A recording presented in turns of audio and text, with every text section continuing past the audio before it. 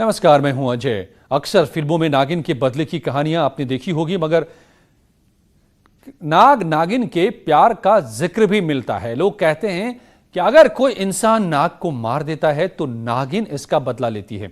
कहावतों की बातें बहराइच में सच साबित होती दिख रही हैं। इंतकाम में एक नागिन ने 26 लोगों को अपना शिकार बना लिया है और कई लोगों की नींद उड़ी हुई है। नाग नागिन की मोहब्बत,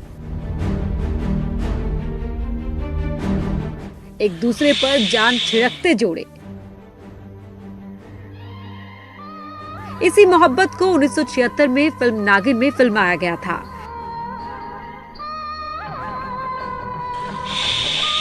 नाग नागिन के प्यार और बदले की कहानी को पूरे देश ने देखा था। आज एक बार ऐसी ही एक कहानी सामने आई है। कहते हैं कि मोहब्बत में सिर्फ इंसान ही हद से आगे नहीं बढ़ता, बल्कि नाग नागिन भी वो हदें पार कर देते हैं।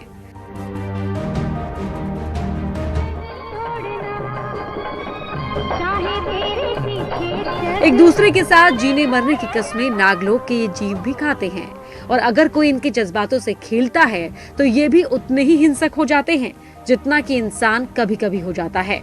दावा किया जा रहा है कि नागिन ने सिर्फ इंसानों को ही नहीं बल्कि जानवरों को भी काट लिया। सांप को मारने और इंतकाम की कहानी रविवार को शुरू हुई। बताया जा रहा है कि रविवार के दिन शंकरपुर में जानवरों के लिए चारा लाने जा रहे इब्रार को एक सांप ने दौड़ा दिया। उसने भागकर किसी तरह से अपनी जान बचाई। इसके बाद गांव वालों ने नाग नागिन पर हमला बोल दिया। नागिन तो भाग गई, लेकिन नाग मार दिया गया और तभी से नागिन लोगों को काट रही है। अब तक 26 लोगों को अपना शिकार बना चुकी है, जिसमें से एक व्यक्ति की मौत भी हो गई। गांव के लोग दहशत में हैं। गांव वाले इस बात से डरे हुए हैं कि नागिन न जाने कितने लोगों को काटेगी।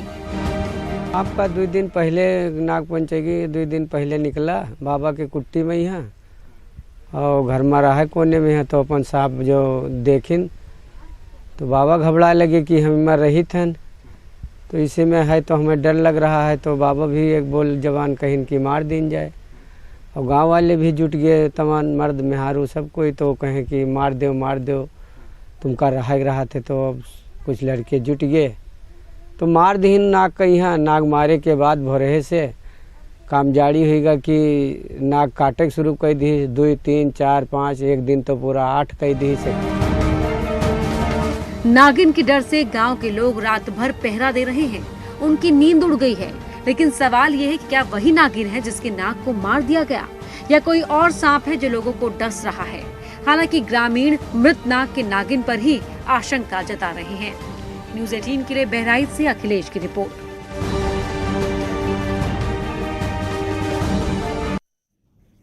और नागिन के बदले की खबर के बाद से गांव वाले दहशत में जी रहे हैं। गांव वालों के मुताबिक चिलबिला गांव में नागिन अब तक 26 लोगों को काट चुकी है। इनमें से एक की मौत भी हो गई। हैरत की बात यह है कि अंधविश्वास के नाते गांव के लोग अस्पताल नहीं जा रहे हैं। लोग गांव में ही झाड़ फूक कराकर अपना इलाज करा रहे हैं। क्या कहना है गांव के लोगों का, ये भी सुनिए।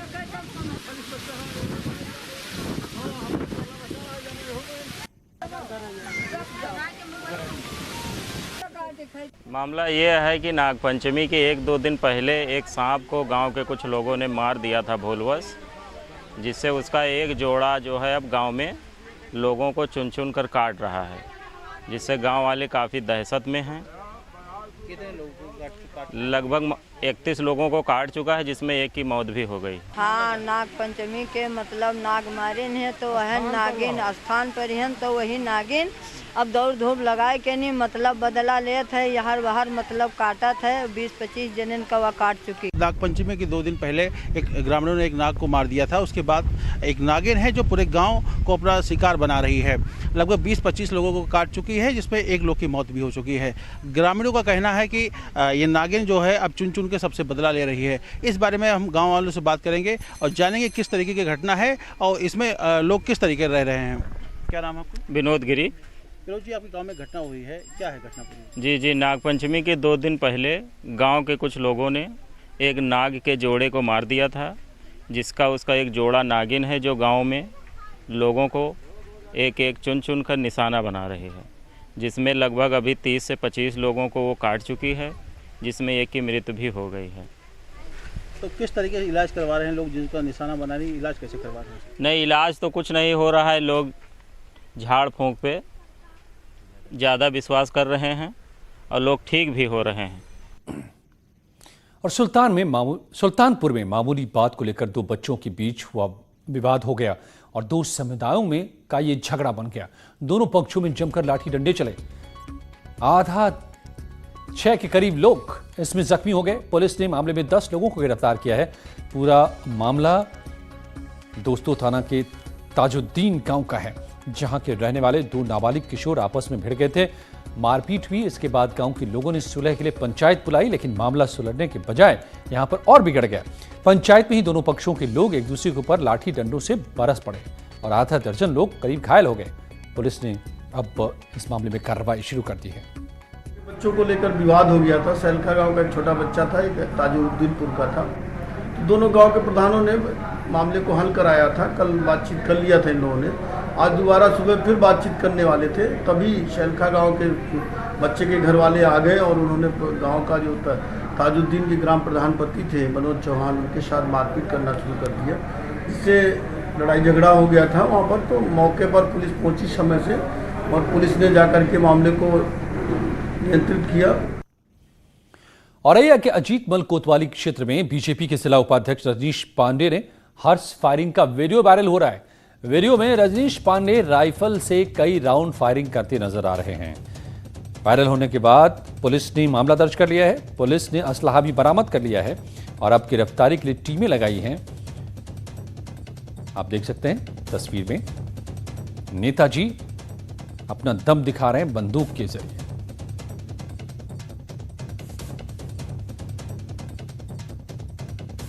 रजनीश पांडे, सन ऑफ श्री हरिनारायण पांडे, विद्यानगर, अजीत मल, इनके द्वारा हर्ष फायरिंग की गई है।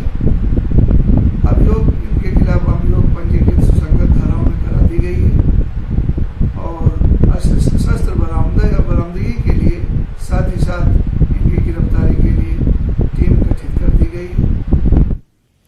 बागपत के छपरौली थाना इलाके में हथियार का प्रदर्शन करते हुए युवक का फोटो वायरल हो रहा है। इसमें अंकित नाम का युवक हाथों में 2 अवैध बंदूक लेकर प्रदर्शन कर रहा है। फोटो वायरल होने के बाद छपरौली ब्लॉक प्रमुख पति ने पुलिस से गुहार लगाई है, गिरफ्तारी की। पुलिस आरोपी युवक की तलाश में जुटी हुई है।